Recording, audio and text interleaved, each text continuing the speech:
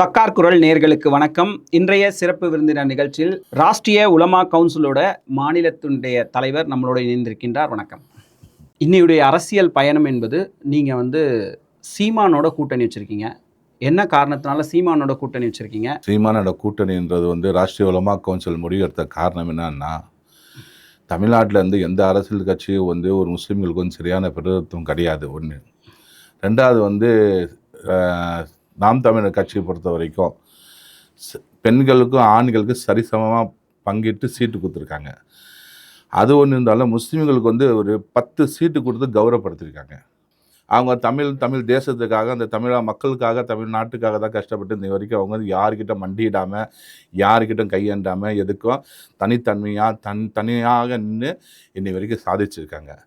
இப்போ ராஷ்டிரிய உலமா கவுன்சில் கொடுத்த நோக்கம் என்னன்னா, இப்போ எந்த ஒரு தமிழ்நாட்டில் எத்தனை 4 அணின்ற மாதிரி இருந்தது. ஒன்று திமுக, ரெண்டாவது பிஜேபி தலைமையில் அண்ணா திமுக, இப்போ விஜய் நாம் தமிழர் கட்சி. இப்போ இதில் எது பெஸ்ட்டுன்னு எடுத்தால் நாம் தமிழர் கட்சி தான் அந்த மாதிரி நாங்கள் முடிவு பண்ணோம். அதுக்கு என்ன பெஸ்ட்டுன்னு நோக்கம் என்னன்னா, தமிழ்நாட்டு பொறுத்த வரைக்கும் எல்லாமே ஏமாத்தின்னு தான் இருக்காங்க. எல்லா அரசியல் கட்சியும் இன்றைக்கி ஏமாத்து தனமாக தான் போயின்னு தவிர ஏமாத்தின்னு தான் இருக்காங்க.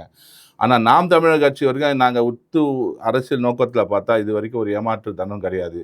அவர் இந்த தமிழ்நாட்டுக்கு, அந்த தமிழ் மக்களுக்காக, அந்த தமிழருக்காக குரல் கொடுத்துட்டு அந்த தனித்தன்மையாக நின்று தன்மானமாக இன்றைக்கி நடந்திருக்கிற நோக்கத்தோடு தான் ராஷ்டிரிய உலமா கவுன்சில் இவர் நாம் தமிழர் கட்சிக்கு ஆதரவு கொடுத்துருக்கோம். இப்போது கூட்டணியில் இருக்கக்கூடிய சிறு சிறு அமைப்புகள், சிறிய கட்சிகள் தான் சீமானுக்கு ஆதரவு தெரிவிச்சிருக்காங்கன்னா கூட உங்களுக்கே ஒரு சீட்டை ஒதுக்கலையே, அப்புறம் எப்படி அவர் தனித்துவமாக செயல்படுறாருன்னு நீங்கள் சொல்கிறீங்க? போகிறதுக்கு முன்னாடி அவங்க சீட்டை அலௌன்ஸ் பண்ணிட்டாங்க. 234 தொகுதி அவங்க அலௌன்ஸ் பண்ணிட்டு தேர்தல் முடிவு பண்ணி அவங்க அலௌன்ஸ் பண்ணிட்டாங்க திருச்சியில். அதுக்கப்புறம் தான் அவங்க வேட்பாளர்லாம் அறிவிச்சிட்டாங்க. அதுக்கப்புறமா தான் நாங்கள் போய் ஆதரவு கொடுத்துருக்கோம். நம்ம சீட்டுக்காக நம்ம போய் நிற்கல. நம்ம சீட்டு இல்லைன்னா பிரச்சனை கிடையாது. 10 பேர் ஒரு முஸ்லீம்கள் கொடுத்துருக்காங்க, கண்ணியப்படுத்திருக்காங்க. அதில் நானும் ஒரு ஆளாக தான் நான் நினச்சிக்கிறேன். ராஷ்டிரிய உலமா கவுன்சில் வேட்பாளராக நாங்கள் நினச்சிக்கிறோம் தவிர அதில் கொடுத்து நாங்கள் நின்னாதான்ற நோக்கத்துக்கு கிடையாது.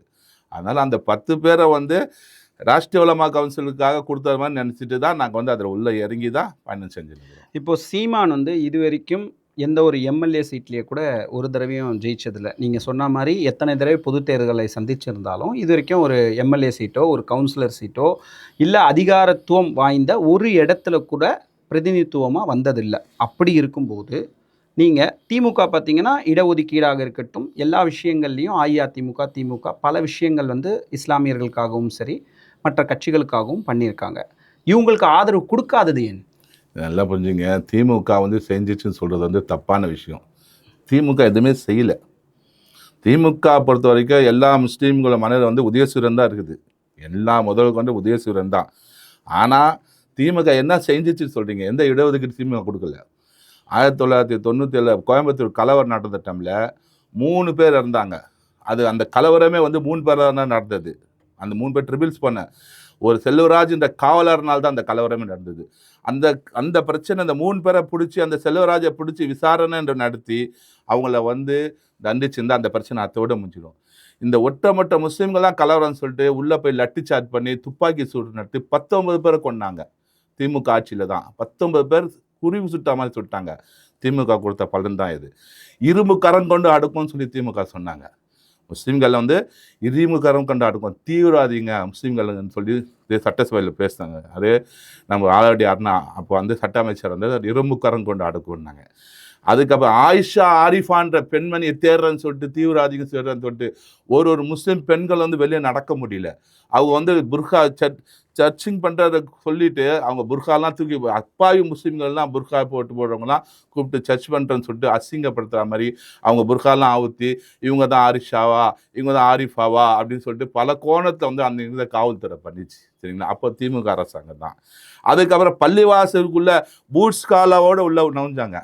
ஏன்னா உள்ள தீவிரவாதிங்க தங்கியிருக்காங்க. ஒரு பள்ளிவாசல் இறை இல்லத்தில் யார் போனாலும் செருப்பை வந்துட்டான் பூட்ஸ் காலோடு உள்ளே போயிட்டு சர்ச்சிங் பண்ணி முஸ்லீம்களை அடித்தாங்க. எத்தனை அப்பாவி முஸ்லீம் மேலே வழக்கு போட்டாங்க. எத்தனை அப்பாவி முஸ்லீம்களை குண்டா சட்டம், தேசிய பாக சட்டத்திலேருந்து, தடா சட்டத்திலேருந்து எல்லாமே பண்ண திமுக தானே. சரி, அஇஅதிமுக உங்களுக்கு அடுத்து ஒரு மாற்றுன்றது அவங்க பல முறை எம்ஜிஆர், ஜெயலலிதா அப்படின்னு சொல்லிட்டு இன்னைக்கு எடப்பாடி வரைக்கும் ஒரு முதல்வராக இருந்து ஒரு அதிகாரத்தில் இருந்திருக்காங்க. உங்களோட ஒரு கோரிக்கையை நீங்கள் வைக்கணும் வைக்கணும்னாலும் அதிகார பகிர்வில் இருந்தால் தானே வைக்க முடியும். ஏன் நீங்கள் வைக்கல? இது அதிமுக நீங்கள் எடுத்தீங்கன்னா சிஏக்கு வந்து அதிமுக தான் கையெழுத்து போட்டு ஓ பன்னீர்செல்வம் பையன் தான் அப்போ அதிமுக எம்பி இருந்தாப்புல அவர் தான் அந்த இதில் போய் கையெழுத்து போட்டு வந்தார். அன்றைக்கி அந்த அதிமுக கையெழுத்து போடலன்னா சிஏ என்ன வந்து பாஸ் ஆகிருக்காது. அப்போ முஸ்லீம்களுக்கு வந்து ஆதரவு கொடுத்தாங்களா? முஸ்லீம்கள் இந்த நாட்டுக்கு அகதி ஆகிறதுக்கு அதிமுக நினச்சாங்களா? சரிங்க. இதே வந்து ஜெயலலிதா அம்மா வந்து ஆட்சி நடத்த டைமில் நான் தப்பு பண்ணிட்டேன், நான் இனிமேல் அந்த தப்பே பண்ண மாட்டேன் சொல்லி சொன்னாங்க. அப்போ வந்து அந்த நேரத்தில் நாங்கள் அதிமுகவுக்கு ஆதரவு கொடுத்து அதிமுக ஒழிச்சோம். இதே ஓபிஎஸ்க்குலாம் நாங்களாம் ஒழிச்சோம். ஓபிஎஸ்லாம் அப்போ வேட்பாளர் எம்எல்ஏக்கு பெரிய குளத்தை போய் நின்று வேலை செஞ்சோம். இதே நயனா நகர் வந்து மேலப்பாளையத்தை திருநெல்வேலியில் நின்னார், அவளுக்கு ஒழிச்சோம்.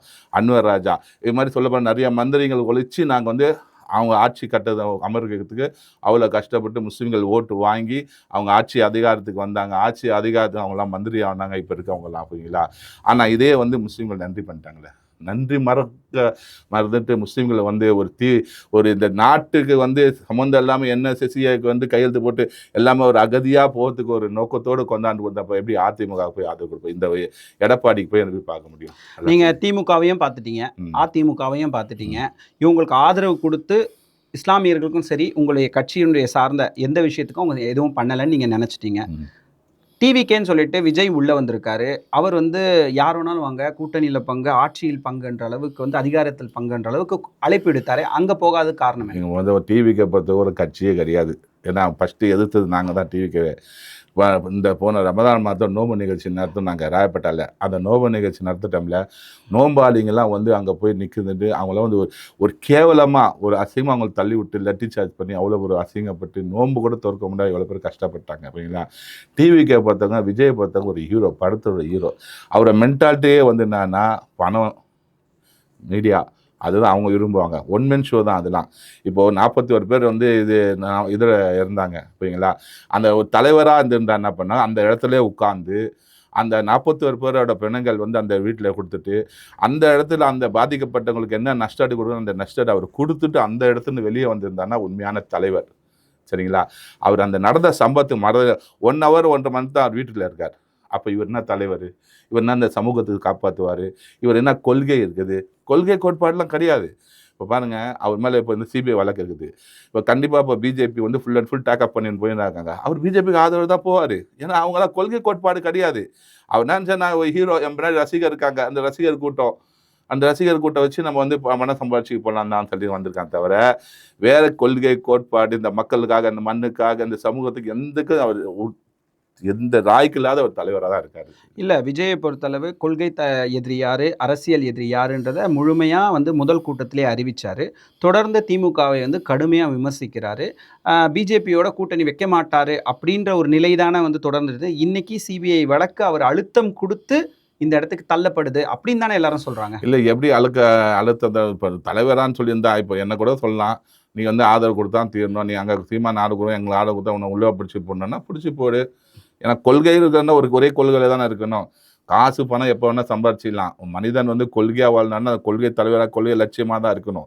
பணத்துக்காகனா எங்கே வேணால் போய் வாங்கிக்கலாம், எங்கே வேணால் போய் நிற்கலாம் அப்படிங்களா? அதே மாதிரி தான் இவங்களும். தவிர இது போலீஸ்க்கும் சிபிஐக்கும் பயந்து இருந்தால் அப்போ கட்சியே தேவையில்லையே, அப்போ உங்களுக்கு கொள்கையே தேவையில்லையே. கொள்கையே உங்களுக்கு இல்லையே. எத்தனை பேர் தடாவில் போயிருக்காங்க, எத்தனை பேர் குண்டாஸில் போயிருக்காங்க, எத்தனை பேர் போடாவில் போயிருக்காங்க, எத்தனை பேர் தேசிய தலைவர்கள் வரலாறு எடுத்துங்க பாருங்கள். அவங்க தான் தலைவர்கள். இந்த மண்ணுக்காக கஷ்டப்படுறாங்க. எத்தனை பேர் சிறைச்சாலைக்கு போயிருக்காங்க. இப்போ இருக்க தமிழக முதலமைச்சரும் மிசா சட்டத்தில் போயிருக்காரு, கலைஞரும் மிசா சட்டத்தில் போயிருக்காரு சரிங்களா? இப்போ ஜெயலலிதாவும் வந்து வழக்கில் போயிருக்காங்க. அவங்க வந்து போட்ட வழக்கு வந்து அது உண்மையாக போய் அது அவங்களோட விஷயங்கள். ஆனால் அரசாங்கம் வந்து இவங்க ஊழல் பண்ணாங்க சொல்லி உள்ளே போயிட்டு வந்தாங்க. போய் சந்திச்சு தானே வந்தாங்க. அதுதான் தலைவருக்கு அழகு. அந்த வழக்கு போட்டுருவாங்க, நம்மளை உள்ளே தள்ளிடுவாங்க, நம்மளை இது பண்ணிட்டாங்கன்னா அப்புறம் எது மக்களுக்கு நீ ஒன்றும் செய்ய முடியாது. அதுக்கப்புறம் கட்சி தேவையில்லையே. அந்த கட்சியில் சேர்ந்துட்டு அப்படியே போயிடலாமே. இப்போ வந்து சரத்குமார் ஒரு கட்சி வச்சார், நாடா சமூகத்து மக்களுக்காக ஒழிச்சார். இப்போ அவர் என்ன பண்ணார்? பிஜேபி போய் சேர்ந்தார். அது உண்மையாக அவரோட கொள்கை வந்து போய் கரெக்டான போய் அவரை போய் நான் என்னுடைய தேவை, நான் வந்து ஒரு நடிகனு, நான் எனக்கு தேவை பதவி, எனக்கு தேவை பணம் அப்படின்னு நினச்சார். அங்கே போயிட்டார். அப்படியே போய் இவர் போயிடலாமே. இவர் வந்து ஒரு ஷோ காமிச்சுன்னு உட்காந்துருக்காரு. அந்த ஷோ தான் இப்போ நடக்க போகுது. இப்போ கொஞ்ச நாளில் பாருங்கள் பிஜேபி அலுவலகம் சொல்ல போகிறார். பிஜேபி கூட தான் போய் ரையப்பா போகிறாரு. அங்கே தான் கை கோத்து நிற்க போகிறாரு. அப்படி ஒரு வேளை வந்து விஜய் வந்து பிஜேபியோட இணைஞ்சால் மாபெரும் வெற்றியாக இருக்கும் அஇஅதிமுகவுக்கு, பிஜேபிக்கு சாதகமாக இருக்கும் அப்படின்னும்போது, நீங்கள் வந்து இஸ்லாமியர்களை பாதுகாக்கணும், அதே போல் சிறுபான்மையினரை பாதுகாக்கணும் அப்படின்னா, நீங்கள் வந்து சீமானுடைய பாதி ஓட்டை வந்து முன்னாடியே வந்து இவர் விஜய் வந்து பிரிக்கிற நிலைமையில தான் இருக்குது, எல்லா இளைஞர்களும் வந்துட்டாங்க அப்படின்ற மிக அதிகமாக எல்லாரும் பேசப்பட்டதை நீங்கள் எப்படி பார்க்குறீங்க? இப்போ பொறுத்த வரைக்கும் பண்ணுங்க, எல்லா சீமானு வந்து ஓட்டு பிரிச்சுட்டாங்க, விஜய் ஓட்டு பிரிச்சுட்டாங்கன்னு சொல்லியிருந்தா இருக்காங்க. இந்த தேர்தல்லாம் தெரியும் யார் யார் ஓட்டு பிரிச்சுட்டாங்கன்னு சொல்லிட்டு. இப்போ ஏடிஎம்கே பிஜேபி கவர்மெண்ட் அரசாங்கம் வந்துடும் சொல்லி பயமுறுத்தினா அதை வந்து ஒன்றும் பயப்படுத்துக்கல. இந்த சமூகம் பொறுத்த வரைக்கும் ஃபிரோனும் பார்த்துட்டு வந்த சமூகம், சரிங்களா? இந்த சமூகத்தை பொறுத்து வந்து கொஞ்சமான இடம் போட தேவையில்ல. என்ன இவங்க தான் அரசியல் தான், ஐயோ பிஜேபி வந்துடும், ஐயோ பிஜேபி வந்துடும், நீங்கள் உள்ளே போயிட்டீங்க, உங்களை நசுக்கிடுவாங்க, உங்கள் ஓடிக்கிடுவாங்க, வீட்டை எடுத்துடுவாங்க, போட்டோம். இப்போ வந்து இஸ்ரேல் வந்து அடிக்கல ஈரானை, பாலஸ்தீன் அடிக்கல இஸ்ரேலு, அந்த மக்கள் இல்லையா, என்ன ஓடியா போயிட்டாங்க. இப்போ வந்து ஈரான் அடிக்கிறதுனால உலகமே இப்போ திரும்பி பார்க்கலையா? இது மாதிரி வந்து ஒரு பொறுத்தவரைனா அவள் வந்துடுவான், இவன் வந்துடுவான், வாழவும் முடியாது. புரியுதா? ஒரு ரவுடியை பயந்துட்டு வந்து வீட்டு விட்டு வெளியே போகாமல் இருக்குன்னு சொன்னால் இருக்க முடியுமா? அப்போ பசி பட்டினம் உள்ளே வந்துட முடியுமா? அதெல்லாம் பொறுத்த வரைக்கும் அதெல்லாம் சாத்தியப்படாது. வந்து பார்க்கட்டும், அப்போ நம்ம யாருன்னு அவங்க காட்டுவோம். நம்ம அதுக்கு தகுந்த மாதிரி ஜனநாயக ரீதியாக பல விஷயங்கள் இருக்குது. என்ன எத்தனை வழக்கு போட போகிறாங்க, என்ன தூக்கா குத்துற போகிறாங்க, அதெல்லாம் கிடையாது. என்ன நடக்கணும் இறைவன் நாடி இருக்கானோ அது நடந்தே தீரும். இப்போது இஸ்லாமியர்கள் கட்சிகள் அதிகமாக அஇஅதிமுகவில் இருக்காங்களோ இல்லையோ, ஆனால் திமுக கூட்டணிக்கு தானே ஆதரவு தெரிவிக்கிறாங்க. ஏன் ஆதரவு வந்து இஸ்லாமியர்கள் கட்சிகள் எல்லாம் திமுகக்கு ஏன் குறிப்பாக ஆதரவு தெரிவிக்கிறாங்க? திமுகக்கு ஏன் ஆதரிக்கிறேன்னா, சொன்ன பண்ண எனக்கே வெக்கமாக தான் இருக்குது. ஏன்னா இந்த சமூகத்துக்காக நான் ஆரம்பித்த கட்சி, இந்த மக்களுக்காக நான் குரல் கொடுப்பேன், இந்த மக்களுக்காக உயிர் கொடுக்க சொல்ல தலைவனே இல்லை. காகிதம் இல்லாது இந்த சமூகத்துக்கு உண்மையான தலைவர். ரெண்டாவது நல்ல தலைவர் அல்ஹாஜ் ஷஹீத் பழனி பாபா. இப்போ இருக்க தலைவர்களாக நான் பதவிக்கும் பணத்துக்கும் தன் கூட இருக்க கூட்டத்துக்காக பதவி இருக்குதா, அவங்க ஜால்ரா போட்டுருக்காங்களா, அவங்க ஆமாசாமி சொல்கிறது இருக்காங்களா, அதுதான் நடக்குது தவிர கொள்கைக்காகவும் இந்த சமூகத்துக்காகவும் இந்த மக்களுக்காகவும் யாரும் எதுவும் செய்யறது கிடையாது. நல்லா சிந்திச்சுங்க. இன்னைக்கு காலகட்டத்தில் வந்து அவங்க வைத்த கழுவினா போதுன்ற மாதிரி இன்னைக்கு போய் நின்னா போதுன்ற மாதிரி நின்று இருக்காங்க தவிர வேற ஒன்றும் இல்லை. கமலஹாசனுடைய படம் விஸ்வரூபம் வந்து வெளியாகும் போது அதில் வந்து இஸ்லாமியர்களை தவறாக சித்தரிச்சிருக்காங்க அப்படின்னு சொல்லிட்டு 23 அமைப்புகள், இஸ்லாமிய அமைப்புகள்லாம் சேர்ந்து ஒரு கூட்டமைப்பு உருவாக்கி களம் கண்டிங்க. மிகப்பெரிய ஒரு போராட்டத்தை வெடிக்க வச்சிங்க. சிஎம் வாயாலே அன்னைக்கு இருந்த அம்மையார் ஜெயலலிதாவினுடைய வாயாலேயே வந்து அந்த படத்தை வந்து ஸ்டாப் பண்ணணும், என்ன பண்ணணும் அப்படின்ற ஒரு டிக்ளரேஷனே நீங்கள் வாங்கினீங்க. அந்த ஒற்றுமை எலெக்ஷன் வரும்போது ஏன் பிச்சுக்கிறீங்க எல்லாரும்? அது நீங்கள் 23 அமைப்பு சொல்றீங்க, தப்பு. அது 33 அமைப்பு. அந்த 33 அமைப்பு அன்னைக்கு கூட்டினா அன்னைக்கு வந்து அரசியல் பண்ணணும், சரிங்களா? அந்த அரசியல் அவங்களுக்கு தேவை. இப்போ நானும் பண்ணோம். இப்போ வந்து இப்போ கேரளா யூஸ் ஒரு படம் ஒன்று இப்போ வந்து ஓடி நிற்குது. அந்த படத்தை வந்து பாருங்க, முஸ்லீம் பற்றி அந்த மாதிரி தவறான்னு சொல்கிறேன். ஒரு தலைவனை போய் பேசலை, ஒன்றும் போய் யாருமே. சீமான் தான் குரல் கொடுத்தாரு, சீமான் தான் அதை கண்டறிந்துட்டார். இன்றைக்கி கேரளா கவர்மெண்ட் வந்து அந்த படத்தை அந்த ஸ்டேட்டை நடத்தக்கூடாது ஸ்டே வாங்கியிருக்காங்க, சரிங்களா? தமிழ்நாட்டில் கவர்மெண்ட் இது வரைக்கும் போலீஸ் பாதுகாப்பு போட்டு தான் நடத்துனுது, சரிங்களா? அப்போ இது 33 அமைப்பு அன்னைக்கு கமலஹாசன் கொடுத்ததுக்கு விளம்பரத்துக்கு கொடுத்தாங்க. இன்றைக்கி அந்த விஸ்வரூப படத்தை வந்து சில விஷயங்கள்லாம் காட்சியாக இருந்தது. ஆனால் இப்போ வந்து அந்த கேரளா இந்த படத்தை ஓடுறத வந்து முஸ்லீம்கள்லாம் வந்து விபச்சாரம் பண்ணுறவங்க, முஸ்லீம்கள்லாம் பெண்களை கற்பழிக்கிறாங்கன்ற ரொம்ப அசிங்கமான ஒரு விஷயங்களாக கொண்டாடுறாங்க. அது எல்லாம் தலைவங்களுக்கு தெரியும். இன்றைக்கி அங்கே போய் அண்ணா அறிவாலயத்தை வந்து பணத்துக்காகவும் சீட்டுக்காகவும் பிச்சை எடுத்து நிற்கிற மாதிரி நிற்கிறாங்க. சொல்கிற மாதிரி 33 அமைப்புகளும் ஒற்றுமையாக இந்த நீங்கள் உங்கள் இஸ்லாமியர்கள் எல்லாம் பலமாக இருக்குன்னு காமிச்சிங்க. இன்னைக்கு உங்களுடைய ஆட்சிக்கும் அதிகாரத்திற்கும் அந்த பலத்தை ஏன் காமிக்க தயங்குறீங்கன்னு கேட்குறேன். இல்லை, தயங்குன்னு இல்லை, எல்லாம் இருக்குது. யாரும் தயங்கல. அன்றைக்கி இப்போ நீங்கள் அது விஸ்வரூப படத்தோட என்ஆர்சிசியாக நீங்கள் போட்டிங்களா, அந்த கூட்டமைப்பு ஜமாத் உலமா கூட்டமைப்பு நடத்துகிறாங்க. அது மிகப்பெரிய ஒரு போராட்டம். அத்தோடு இது பயங்கரமான விஷயங்கள் இருக்குது, சக்தி இருக்குது. ஆனால் அது சொல்லப்போனால் எங்கள் தலைவர்கள் யாரும் சரியில்லையே. இப்போ சொல்லப்போனால் தலைவர் நல்ல தலைவர் வந்து தனித்து வந்து இந்த 33 அமைப்பு நம்ம தனியாக நிற்போம், நம்ம இந்த வருஷத்தில் நிற்போம், எங்களுக்கு இவ்வளோ சீட்டு இருக்கணும், நம்ம அவங்ககிட்ட கேட்டு வாங்கிட்டு நம்ம பிரிச்சுப்போம் கிடையாது. நீ எப்படின்னா போ, நான் எப்படின்னா போகிறேன், எனக்கு கிடைச்சா போதும், உனக்கு கிடைச்சா போதும்னு சொல்லி தான் நிற்கிறாங்க. இவங்க வந்து நான் அந்த 33 அமைப்பு வந்து கூட்டமைப்பு வச்சு இது வேஸ்ட்டு தான். இவங்க வந்து ஒரு ஷோ தான் பண்ணியிருக்காங்க. ஏதோ பிரச்சனை, நாங்கள் 33 அமைப்பு இருக்கிறோம், நாங்கள் 33 அமைப்பு இருக்கோன்னு சொன்னான்னு தவிர ஒரு மக்களுக்காக இந்த சமூகத்துக்காக நான் சீட்டு வாங்கி நம்மளே பிரிச்சுட்டு நம்மளே செய்யணும். இதே வந்து இப்போ வந்து 6 சீட்டு வாங்குறாங்க. அந்த 6 சீட்டு அந்த 33 அமைப்பு நின்றுட்டு எங்களுக்கு இவ்வளோ தொகுதி இருக்குது, எங்களுக்கு இவ்வளோ சீட்டு கொடுன்னு சொன்னால் ஏன் சிஎம் கொடுக்க மாட்டாரா? ஏன் நீ காங்கிரஸ் வந்து நான் வந்து விஜய் கூட போடுன்னு சொன்ன உடனே 25 போன வாட்டி வாங்கிச்சு. இல்லை நீ விடு நாங்கள் போகிறேன்னு சொன்ன உடனே இப்போ 3 சீட்டு போட்டு சிஎம் வந்து 28 கொடுக்கலையா? இப்போ 3 கொடுத்த முஸ்லீம் லீக் இப்போ வந்து 2 கொடுத்துருக்காங்க, 3 கொடுத்த தமுக இப்போ 2 கொடுத்துருக்காங்க. சரிங்களா? இப்போ எல்லாம் கம்மியாக தான் வாங்கிட்டு வராங்க தவிர இல்லை இவங்க கொடுத்தா போதுன்றாங்க. சரியான ஆள் இல்லை இவங்க. அது 33 அமைப்பு, அப்போதைக்கு 33 அமைப்பு, இப்போ 30 அமைப்பு கிடையாது. சீட்டு வாங்குறதுக்கு பணம் வாங்குறதுக்கு 30 அமைப்பு கிடையாது. என் அமைப்பு வேலை, உன் அமைப்பு வேலை, நீ வேலை பார்த்துக்க, என் வேலை நான் பார்த்துக்கிறேன், அப்படி தான் போயிருக்காங்க. இதுதான் சொல்ல முடியும். இப்போ சீமான் கிட்ட என்ன மாதிரியான கோரிக்கை நீங்கள் வச்சுருக்கீங்க? அது வந்து எப்படி வந்து ஜெயிக்க முடியும்னு நீங்கள் நினைக்கிறீங்க? இல்லைங்க, சீமானை வந்து ஜெயிக்க முடியும்னு சொல்லிட்டு இறைவன் யாரை நாடுறானோ கண்டிப்பாக ஜெயிப்பான். யாரை நாடுறானோ கண்டிப்பாக ஜெயிப்பான். சீமான் ஜெயிக்க முடியும். ஒரு நாள் கண்டிப்பாக ஒரு மாற்றம் வரும். அந்த மாற்றம் வர்றதுக்கு தான் சீமான் வந்து 5வது முறை அந்த தேர்தலை சந்திக்கிறாரு. தமிழக மக்கள் உத்து கவனிச்சு தான் இருக்காங்க. எல்லாமே இஸ்லாமியர்கள் எல்லாம் சமூக மக்கள் உத்து கவனிச்சு தான் இருக்காங்க. யார் யார் எப்படி இப்படின்னு சொல்லிட்டு. அப்போது இந்த மக்களுக்காக குரல் கொடுக்க நல்ல தலைவராக தேர்ந்தெடுத்த சீமானாலன்றதுனால தான் அவர் வந்து யாரும் மண்டியிடாமல் தனித்தான் நின்று அந்த மக்களை அந்த வேட்பாளரை அறிவித்து இன்றைக்கி வந்து அந்த வேட்பாளர்கிட்ட யாருக்கூட கையில் கூட காசு இல்லை, அவங்க ஒரு சாப்பாடு அவங்க கூட காசு இல்லை வேட்பாளர்லாம் நிற்காங்க. ரொம்ப கஷ்டப்பட்ட வேட்பாளர்லாம் நிற்காங்க. அவங்கள ஊக்கப்படுத்தி அவங்க கட்சிக்காக உழைக்கக்கூடிய தொண்டனை வச்சு அவர் இறங்கியிருக்காரு. கண்டிப்பாக இன்றைக்குலாம் நாளைக்கு கண்டிப்பாக சக்ஸஸ் ஆகும். கொள்கை தலைவராக இருக்கார். கொள்கை தலைவர் வந்து உடனே வந்து எடுத்தவொடனே ஆளான பின்னாடி கண்டிப்பாக மிகப்பெரிய வெற்றி இருக்கும். அந்த வெற்றிக்கு நம்மளும் துணை நிற்போம்னு சொல்லி தான் ராஷ்ட்ரிய உலமா கவுன்சில் வந்து இப்போ சீமான் நம்ம கொடுத்துருக்காங்க. இப்போ அஇஅதிமுக வந்து விஜய் உள்ளே வரணும் அப்படின்றத முன்னாடியே ஒரு கூட்டத்தில் பார்த்தேன்னு சொன்னால் இவர் எடப்பாடி வந்து பிள்ளையார் சொல்லி போட்டுச்சு. அதுக்கப்புறம் வந்து அதை வந்து இல்லை அப்படின்ற மாதிரி மாற்ற போயிட்டேன். இன்றைக்கி திருப்பி வந்து கூட்டணியில் வந்து இவர் விஜய் வருவார் அப்படின்றத ரொம்ப ஸ்ட்ராங்காக சொல்கிறாங்க. அப்படி வந்தால் யாருக்கு வந்து இது சாதக பாதகங்கள் இருக்கும்? பிஜேபி தான் சாதகம் வரும். யாருக்கு சாதகம்னா பிஜேபி தான் ஆட்சி ஆளும் போகுது. அதிமுக முதலமைச்சர் வந்து எடப்பாடிலாம் கிடையாது.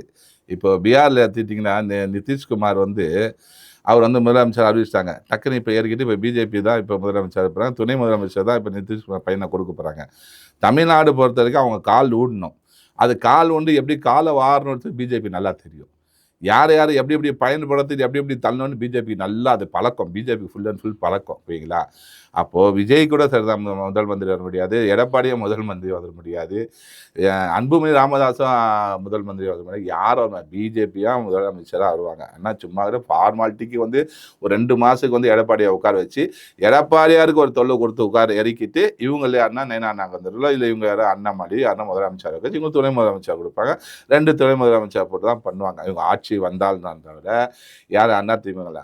ஆனால் அதிமுக கண்டிப்பாக அழிவுக்கான அருமையான கட்சி. அதிமுக பொறுத்த வரைக்கும் ரொம்ப நல்ல கட்சி. ஏன்னா எம்ஜிஆர் காலத்துலேருந்து இந்த மக்களுக்காக, இந்த மண்ணுக்காக, சமூகத்துக்காக எம்ஜிஆர் எவ்வளோ ஒரு நல்ல நடிகர் இருந்தாலும் நல்ல கொள்கை தலைவராக இருந்து செயல்பட்டார். அதே மாதிரி இந்த அம்மா ஜெயலலிதா வந்தாங்க, இந்த ஆட்சி அதிமுக கைப்பற்றினாங்க. அதிமுக வந்தோன்னா அந்த அதிமுக நல்லா கொண்டு போனாங்க. இந்த தமிழ்நாட்டில் வந்து 2-3 வாட்டி வந்து முதலமைச்சர் நீர் வந்தவங்க தான். திமுக அவ்வளோ பெரிய கட்சி, அந்த பெரிய கட்சியை வந்து நல்லா ஒரு கவுண்டர் கொடுத்து அந்த அம்மா வந்து ஆட்சி நடத்தி கொண்டு போனாங்க. அந்த அம்மாவுக்கு பின்ன மிகப்பெரிய துரோகம் பண்ணி இந்த எடப்பாடியார் வந்தார். சரிங்களா? ஒரு துரோகி என்னைக்கு ஜெயிக்க முடியாது. எதிரி கூட வந்து அது வேறு விஷயம். துரோகி வந்து முதலில் குத்துறவன் அவனுக்கு ஒன்று முதலில் குத்துறது கண்டிப்பாக இருப்பான். அதுதான் பிஜேபி. சரிங்களா? அப்போ அந்த பிஜேபி வந்து கண்டிப்பாக எடப்பாடி அவர் வந்து முதல்ல குத்தி எடப்பாடி ஒன்றும் இல்லாமல் ஆக்கி அந்த அதிமுகவே கலைஞ்சி பிஜேபி கைது தான் போகுது தவிர வேறு எதுவுமே கிடையாது. இப்போ வந்து எப்படியோ வந்து விஜய் எப்படி வந்து அதிமுக கூட்டணிக்கு வந்துடுவாரோ அதே மாதிரி தான் பிஜேபி வந்து ஆட்சி ஆளுது. அதிமுக கம்ப்ளீட்டாக கேப்சர் பண்ணுவாங்க. கம்ப்ளீட்டாக கேப்சர் பண்ணிட்டு தான் அவங்க வந்து நிற்பாங்க தவிர வேறு யாரெல்லாம். இப்போ சசிகலாமா வந்து ஒரு கட்சி உருவாக்கியிருக்காங்க. தென்னை மரம் ஒரு கட்சி இருக்காங்க. அவங்க எப்போ வளர்த்து அவங்களாம் வந்து ஜெயலலிதா மாதிரியோ எம்ஜிஆர் மேலே யாரெல்லாம் வர முடியாது. செயல இந்த ரெட்டையிலன்ற ஒரே எண்ணுக்கு வந்து அதிமுக. இந்த ரெட்டையில் எம்ஜிஆர் காட்டின கை, அதுக்கப்புறம் ஜெயலலிதா காமிச்ச கை, அதுக்கப்புறம் யார் காட்டினா அது செல்லுபடாது. எல்லாம் நினச்சிக்காங்க நம்ம வந்துடுவோம்னு சொல்லிட்டு. ஆனால் கண்டிப்பாக வந்து அதிமுக இந்த தேர்தலேருந்து கண்டிப்பாக ஒரு நல்ல ஒரு மாற்றத்தை வரும் அவங்க நினைக்கிறாங்க. ஆனால் அவங்களுக்கு பெரிய பின்னாடி தான் வரும் தவிர எடப்பாடியாரெலாம் வந்து கண்டிப்பாக அட்ரஸ் இல்லாமல் இந்த தேர்தலேருந்து ஆக்கிடுவாங்க. ஏன்னா அவங்க ஆட்சிக்கு வந்தாலும் டம்மி பீஸாக தான் வச்சுப்பாங்க தவிர வேறு எந்த ஒரு முக்கியத்துவம் கொடுத்து முக்கியமாக வச்சுலாம் அப்படி பார்த்தா திமுகல முன்னாடியே இருந்த கூட்டணியிலேருந்து யாரும் பிரியலை. மேலும் வந்து இப்போ கமலஹாசன் சேர்ந்திருக்காரு, தேமுதிக போய் சேர்ந்திருக்காங்க. அப்போ வந்து திமுக பலம் வாய்ந்த ஒரு இடத்துக்கு தானே போவாங்க. அப்போ வந்து திமுக ஆட்சி அமைக்க இந்த 5 வருஷம் அவங்க பண்ண சாதனைகளை முன்னிறுத்தி பண்ணுறதுக்கான வாய்ப்புகள் இருக்காதா? திமுக எந்த சாதனமும் பண்ணலங்க. திமுக பொறுத்த வரைக்கும் இன்றைக்கி வந்து தமிழகம் முழுவதும் வந்து போதை தான் போதை கலாச்சாரம் தான் பயங்கரமாகிடுச்சு. எங்கள் ஏரியா புளியாந்தோப்பு, எங்கள் வீட்டு நான் இருக்கிறது, சின்ன சின்ன பசங்கள்லாம் கஞ்சா மாத்திரை இந்த மாதிரி கண்டிஷன் போயிட்டாங்க. சின்ன சின்ன பசங்க. அப்போ ஒரு ஊரில் ஒரு கொலை நடந்ததுன்னா போதை தான். நீங்கள் கூட பார்த்துருப்பீங்க சோஷியல் மீடியாவில் அரக்கோணம் ட்ரெயினில் வந்து போதை சின்ன சின்ன பசங்க இந்த காட்டுறதுக்காக அவங்க கத்தி எடுத்து வெட்டுறாங்க. அந்த இடத்துல அவங்க வந்து அந்த போதையில் தான் அந்த பையனை, அந்த நார்த் இந்தியன் பையனை வெட்டுறாங்க. அப்போ அந்த போதையில அந்த தப்பு அவன் பண்ண மாட்டான். அப்போ போதைக்கு கட்டுப்பாடு இல்லாமல் தமிழகம் போயிடுச்சு இல்லைங்களா? இப்போ திமுகவில் இருக்கவங்களாம் தலைமை ஒரு இடத்துல நம்ம எடுத்துக்கினா கூட முக்கியமாக என்னை பொறுத்த வரைக்கும் சொல்லப்போனால் ஸ்டாலின் வந்து எனக்கு ரொம்ப பிடிக்கும். எனக்கு வந்து இப்போ இல்லை, ஏற்கனவே நான் அவரை பழகிருக்கிறேன், பேசியிருக்கேன், பண்ணியிருக்கேன். அவர் நல்லா எனக்கு பிடிக்கும், நல்ல தலைவர், நல்லா பிடிக்கும் சரிங்களா? ஆனால் கூட இருக்காங்க இருக்காங்களா அந்த நிர்வாகிகள் தான் வந்து திமுகவுக்கு பேர் வந்து கிடைக்கிறது சரிங்களா? அந்த ரீதியாக பொறுத்த வரைக்கும் நல்லா புரிஞ்சிங்களா? தமிழகத்தை வந்து சாதனைன்றது வந்து யாரும் இல்லை. இப்போ வந்து நல்லா எடுத்து, இப்போ நான் இருக்க ஒரு கட்சி தலைவர்னா என்கிட்ட நல்லா எடுத்து சொல்லணும், இது மாதிரி பண்ணுங்க, இது மாதிரி பண்ணு, இது மாதிரி விஷயங்கள் இருக்குது, இது மாதிரி விஷயங்கள் சொன்னோன்னா அது நான் வந்து ஆமாம் இதுக்கு ஒரு நடவடிக்கை எடுக்க முடியும். எல்லா விஷயம் நான் கவனிக்க முடியாது. இப்போ எல்லாமே சொல்கிறாங்க. இப்போ வந்து நேற்று ப்ரெஸ் மீட்டு கூட ஒன்று பார்த்தேன். அன்புமணி ராமதாஸ் 870 சில்லற கொலை நடந்தது தமிழ்நாட்டில் 5 வருஷத்துக்கு சொல்லி. அது கொலைக்கு நான் திமுக கவர்மெண்ட்டாக போய் கைப்பிடிக்க முடியாது. ஆனால் போலீஸ் தான் பார்க்கணும். ஆனால் அந்த போலீஸே வந்து கண்ணு முடியும் தான் உட்காந்துக்குது. அப்போ வந்து சரியான ஒரு தராதம் இல்லை, திமுக ஆட்சி இல்லை என்று தான் சொல்ல முடியும். தவிர திமுக அரசாங்கம் வந்து சாதனைன்ற ஒன்றும் செய்யலை. இந்த முஸ்லீம்களுக்கு வந்து தேர்தல் அறிக்கையில் வந்து இஸ்லாமிய சிறைவாசியில் விடுதலை பண்ணுறேன்னாங்க, பண்ணல. இடவரிக்கு தரேன்னாங்க, தரல சரிங்களா? இது 2 டாபிக், மற்றெல்லாம் சொன்னாங்க. இந்த 2 டாப்பிக்கும் பண்ணல. என்ன இதே வந்து அந்த அரசாங்கம் வந்து கொடுத்ததுனா ஹஜ்ஜு கமிட்டிக்கு வந்து இடத்த கொடுக்குறேன்னு சொல்லிட்டு ஏற்பாடு முன்னாடி இடத்த, அது இப்போ தேவையில்லாது. ஹஜ்ஜுக்கு அவன் வர போகிறான், போகிறான். ஏற்கனவே ஹஜ்ஜு கமிட்டியும் இருக்குது, தேவையில்லை. அப்போ உலமாக்கு ஓய்வூதியம் தரேன்டா, ரைட் ஓகே. உலமாக்கு பைக்கு தரேன்டா, ரைட் ஓகே. அப்போ உலமா கொடுத்தீங்க, இருக்க மக்களுக்கு என்ன, கல்விக்கு என்ன, இஸ்லாமிய மக்கள் கல்விக்கு என்ன? அப்போ நீ கொடுத்த இடஒதுக்கீடு கல்விக்கு எதுவும் அறிவிச்சா தான் இன்றைக்கி கல்வி இல்லாமல் எதுவும் பண்ண முடியாது சரிங்களா? இப்போ நம்ம சமூகத்தை எடுத்துக்கிட்டிங்கன்னா கல்வின்றது முக்கியமாக இருக்குது. ஏன்னா சமூகத்தை எடுத்துக்கிட்டிங்கன்னா பிரியாணி மாஸ்டர் நிறையா பேர் இருக்காங்க, காய்கறி கடைக்கார வச்சுக்க நிறைய பேர் இருக்காங்க, ஆட்டோ ஓட்டுற நிறையா பேர் இருக்காங்க, இந்த கறி கடை வச்சுக்க நிறையா பேர் இருக்காங்க. படித்தவங்க நிறையா பேர் கிடையாது. இப்போ வரக்கூடிய ஜென்ரேஷன் நான் படிக்கணும். அந்த ஜென்ரேஷன் படிக்கிறதுக்குன்னா நீங்கள் ஒரு வழி வகுத்து கொடுத்துக்கணும்ல. அப்போ அதுக்கு என்ன வழி வகுத்தீங்க? அப்போ முஸ்லீம்களுக்கு காலேஜுங்களுக்கு என்ன வழி வகுத்தீங்க? ஒன்றுமே இல்லையே. இல்லாதவ இப்போ வந்து என் பொண்ணே இப்போ எடுத்துட்டீங்க, MBBS படிக்கிறதுக்கு வந்து நீட் படிச்சு அது எம்ஜிஆர் காலேஜில் போய் கேட்குறது 30 லட்ச ரூபா கேட்குறாங்க. அப்படி இப்படி 35 லட்ச ரூபா வந்துருமா வருஷத்துக்கு? அப்போ ஒரு 5 வருஷம் அது கோர்ஸ் முடிச்சு வந்து 1.5 கோடி ரூபாய் தேவை.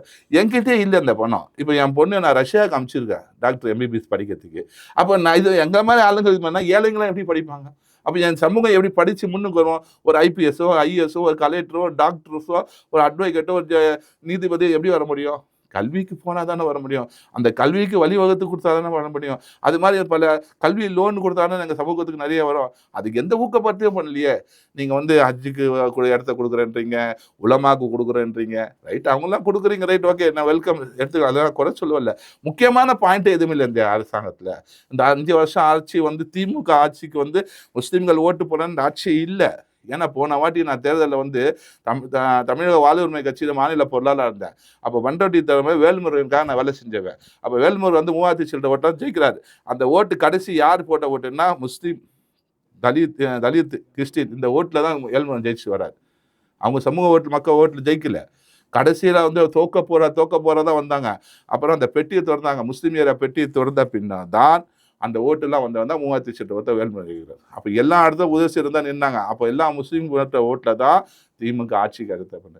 அப்போ நீங்கள் ஆட்சி அதிகாரத்துக்கு அவங்க கல்விக்காக அடித்தர வாழ்வாதாரத்துக்கு எதனா கொடுக்கணும்ல, அடித்தர வாழ்வாதாரத்துக்கு கொடுக்கறதுக்கு இல்லை. எங்களுடைய பல்வேறு கேள்விகளுக்கு மிக எளிமையாக பதில் சொன்னதுக்கு மனமார்ந்த நன்றி.